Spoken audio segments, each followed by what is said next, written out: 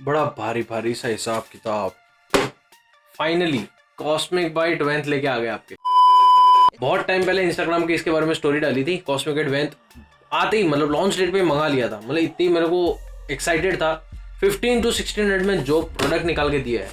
तो आज अपने पास में है कॉस्मिक बाइट वेंथ गेमिंग कीबोर्ड CBG के 28। इतना नहीं पड़ते, फीचर्स पता है। अब भाई 15 to 1600 के बीच में ओटेम्यू के रेड स्विचेस के साथ इतने सारे बढ़िया इफेक्ट है। कस्टम लाइटिंग वाला वीडियो एंड तक देखो, पता चल जाएगा। डब्बा खोले तो फटाफट से देख लेते हैं अंदर क्या क्या। पहले तो ये बॉक्स के आउटर साइड में ना वेंथ कीबोर्ड लिखा हुआ है एंड इसके कुछ स्पेसिफिकेशन वो अपन आगे बात करेंगे। ओटेम्यू के ब्लू स्विचेस के साथ है। एंड डब्बा खोलते थे सबसे पहले एक ही अपना की कैप कूलर, कीज को निकालने के लिए, कीबोर्ड साफ करते वक्त काम आएगा अपना ही एक प्यार से कीबोर्ड। एंड फाइनली इसकी मैनुअल। और डब्बे में कुछ नहीं। स्पेक्स के बारे में बात कर ले फटाफट से। सबसे पहले स्ट्रक्चर के बारे में बात कर लेते हैं। तो आउटर स्ट्रक्चर है ना कुछ इस हिसाब का है, एर्गोनॉमिक सा एक डिजाइन है। एंड प्लास्टिक की जो क्वालिटी है मुझे इतनी अच्छी नहीं लगी। मतलब अब ठीक है 1600 के भी अंदर इतने फीचर्स दे रहे हो तो ट्रू BTG 3 जैसी बात होगी। उसका वीडियो नहीं देखा इसके बाद देख सकते हो। वो भी बहुत ही मस्त बड्स थे कम रेंज के अंदर एंड बढ़िया features. High on features low on price जैसा कुछ हिसाब किताब के साथ वैसा ही कुछ इसके साथ मुझे लग रहा है। रेड स्विचेस जो है वो भी इसके अच्छे हैं, मैंने खोल के देखे थे। एंड जो फुल साइज एक कीबोर्ड है, पूरा एक फुल साइज कीबोर्ड है। कीबोर्ड टाइपिंग एक्सपीरियंस भी बहुत अच्छा है।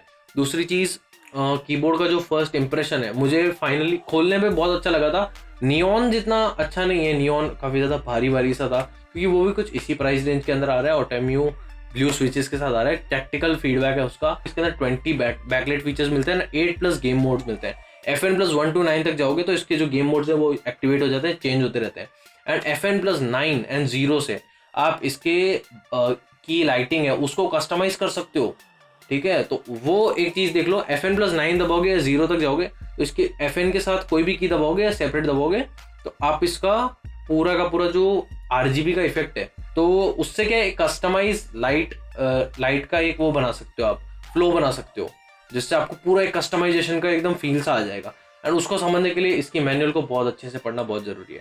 अब मेरे अगर छोटे से शॉर्टकट में अगर समझ में आ गया then well and good, like कर सकते हो इसी बात पे वीडियो को। एंड FN+ एस्केप दबाओगे तो पूरा का पूरा हट जाएगा। अब फटाफट से इसके 20 बैकलाइट के जो इफेक्ट है वो जाके देख के आ जाओ, उसके बाद में आगे बात करें।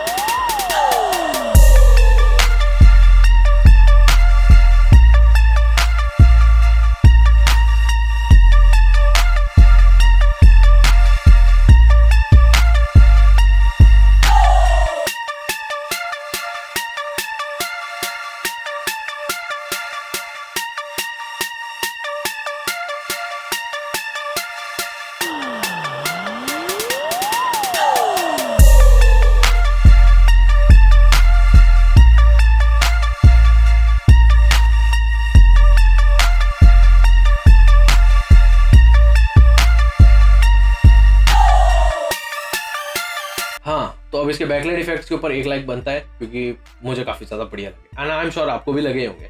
बाकी और इसके अंदर बताने जैसा कुछ नहीं है। गेमिंग एक्सपीरियंस जो बोलते हैं, गेमिंग एक्सपीरियंस देखो तो मुझे गेमिंग के अंदर टैक्टिकल जो आवाज़ आती है ना टक टक वाली जो ब्लू स्विचेस में आती है एंड ब्लू और रेड के अंदर आज मुझे पता चला बहुत ही ज़्यादा डिफरेंस है। अभी एक साइड मैंने रेड स्विचेस वाला रखा है एंड एक साइड मैंने ब्लू स्विचेस वाला रखा है। दोनों की आवाज़ सुनो एक बार, मतलब आप सुन के हो जाओ, सुन के आपको खुद ही पता चल जाएगा कैसा है।